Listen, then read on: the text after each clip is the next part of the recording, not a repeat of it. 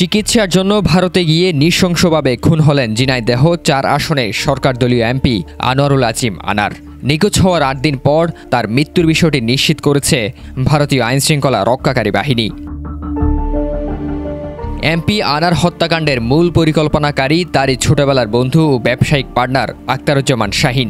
এই হত্যার পরিকল্পনা করে তা বাস্তবায়নের দায়িত্ব দেওয়া হয়েছিল আরেক বন্ধু আমানুল্লাহ আমানকে।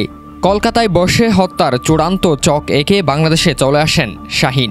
পরে আমানসহ ৬ জন মিলে এমপি আজিমকে প্রথমে বালিশ চাপা দিয়ে হত্যা, পরে লাশ কেটে টুকরো টুকরো করে ট্রলিব্যাগের মাধ্যমে অজ্ঞাত স্থানে ছুঁড়ে ফেলে দেয় হত্যাকারীরা।